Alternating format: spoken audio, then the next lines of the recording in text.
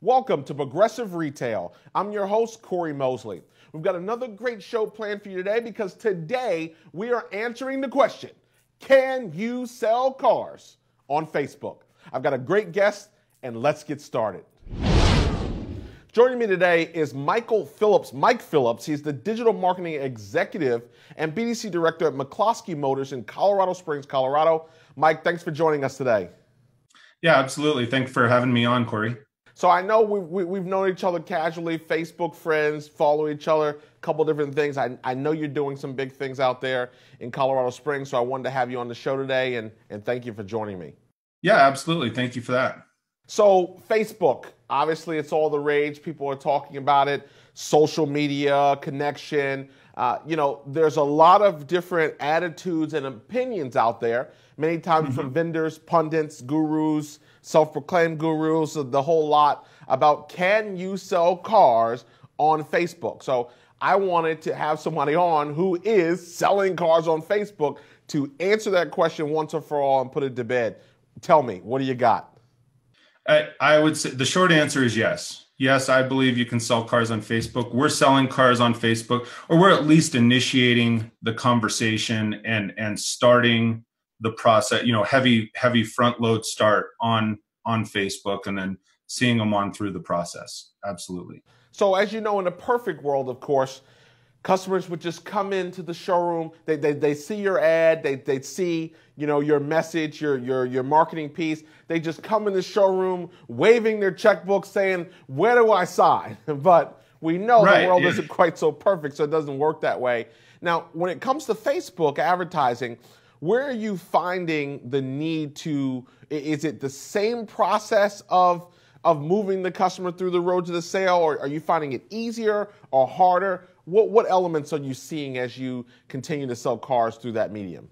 So yes and no. People on Facebook don't use their checkbook; they just direct deposit it right to the process is the same to a point. The one thing that we see on a Facebook lead, on a social lead, as we'll call it, is they're much more relationship driven. So at the onset, your store process, in my opinion, the store process will be very similar or the same. The thing is, they're going to work through the first step or two of the process through Facebook, through that social ecosystem, because they're already being greeted on the social network. They're already starting to do a wants and needs evaluation on the social network.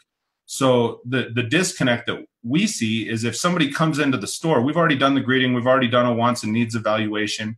And if they come into the store and a salesperson says, well, I got to start over from my process. I got to start my greeting. I got to start my wants and needs evaluation. The person's wore out. They're like, we already did this. I want to see the car and I'm ready to get a move on. Right. If that makes sense.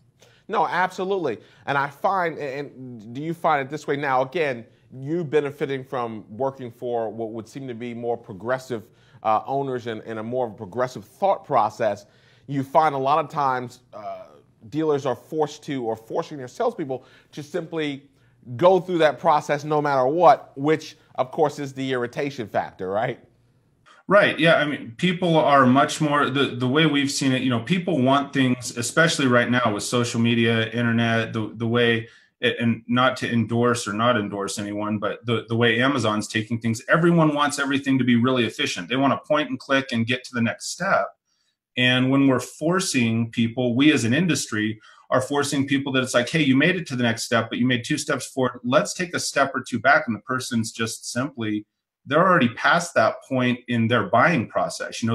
Their buying process and our sales process don't always coincide. Absolutely. Years ago, Todd Smith, who was the founder of Active Engage, came to me, and we've been friends a long time, and he was talking to me about this chat thing. And I remember saying, and I'm first to admit it, when I was wrong on something, right? I kept saying to myself with skepticism, are people really going to have conversations with you on a chat and are they going to give you real information that you need to sell cars? And obviously, he proved me wrong many times over in the early stages. Are you finding that Facebook and Facebook advertising and selling cars through Facebook is creating that same kind of skepticism right now with, are people really really engaging past the likes and you know the lamenting the different things that people generally do on the social networks? Well, absolutely. It starts out as a social interaction, and they're moving past it. If you treat it like a social interaction, you treat it like you're going to manage the relationship. You participate and engage with the customer in a way that they want to be engaged with, because they're accustomed to engaging with other people. You know, their whole world. People right now are engaging on Facebook. If you went back, it's like, you know, TV and radio. People, you know, do you dip your toe in the water on Right. TV and radio? No. Right. Everybody pours their advertising budget where the eyeballs are. It went, you know, radio and TV and the other stuff. Well, right now, if the eyeballs are on Facebook, you have to be a full-on participant. You can't dip your toe in the water and then try and treat it as something different or something that it's not. Now, and that's an excellent point to bring up, as people generally go, oh, you know, let me take a little taste, or let me take a little piece, and then make my assessment if I were to go bigger from that. Now, when you talk about selling cars, because I think the premise should be, you know, when we say, oh, can you sell cars online? I will inevitably get the question, well, how many cars, you know, is this guy selling? He's saying he's selling cars online, but you know, you're doing double digits regularly online, right? You're 18, 20, sometimes 25 cars a month, not online, but I mean through the Facebook medium that you can quantify the ROI on. Right, that we can quantify. We credit, it's anywhere from about 18 to 22 on average sales that we can directly attribute to Facebook, because it's trackable. You know, it's not like some other mediums where it's like spray and pray type of deal. It's quantifiable, and then we take a grassroots approach also. My BDC, my call center, will actually go in behind on the grassroots stuff, and we do call our sold customers to review and interview with them. You know, hey, what made you engage with us? And predominantly, we get a lot of responses that, well, I looked at Facebook, but the CRM doesn't track it that way. They go down to, well, we got, you know, it's single point attribution. It was attributed somewhere else, but the customer's not thinking that. Right. Now, what type of vendors are you using to execute your Facebook strategy right now? We primarily just use one. We have done some of it ourselves, and it can end up really labor intensive. But we started out doing it some ourselves, and then we graduated about a year ago. We engaged with Tacobi, who is a Facebook specific vendor, and they do, you know, they take the lead from Facebook and they engage them via text. So it's the two places people live, on Facebook and in text messages. So that really most everything's behind that at this time. So for a dealer, now you guys are an independent dealer. You're selling 150 cars in that 150 range per month. You know, what do you say to people who are going, hey, where do I get started? How do we get started? Yeah, I might not personally as an owner I'm not on Facebook personally. I hear that often, right? When you talk about investing in something new or bringing something new into your store. Well, I'm not on that site, or I don't like that, or I don't do that personally. What would you tell people who are fighting the idea that they need to get involved? And then part two to that question is, where do they get started? What advice would you give them? The advice that I would give from a dealer, a GM's perspective is, and kind of to tie it to traditional media, when's the last time you spent $500 on TV? That, you know, they didn't know about TV, so they engaged and interfaced with somebody that knew TV, a TV executive, a sales rep, and then they put the money behind it that was advised by that sales rep. And this isn't an endorsement for anyone, but my recommendation would be, you know, find a company. I wholeheartedly, and I'm not, paid to endorse them or anything, but we have a really good vendor relationship with Tacobi. Right. My opinion would be, if somebody wants to get engaged in that environment, then interface with one of their people, Jason, who's the owner CEO of Tacobi. He's all over Facebook. But I also highly advise, from a BDC, digital director standpoint and so forth, I'd make sure that get somebody that's in your store that can get well educated on the back end of Facebook, so they can be working in tandem with them too. So they know what they're looking for. They know how to engage with the vendor. You don't just put all the eggs in one basket and all the money behind the vendor and assume that they're going to do it. You have to be a participant in your own success. That's right. And for you, do you think it's, when you think about Facebook, should they abandon the social piece? And what I mean by the social piece is, there were companies that came along and said, hey, we're going to get your content on Facebook for you. We're going to manage your Facebook, your fan page. We're going to, the quizzes and the throwback photos and all of that stuff. Sure. Should they be focusing on that plus straight advertising, or would you suggest just go with the straight advertising medium to maximize your ROI?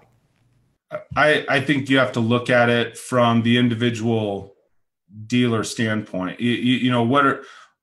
If they're doing something that's successful on the social aspect of it, why ever abandon it? You have to look at it as on an individual basis. That's one of the things for me in any advertising.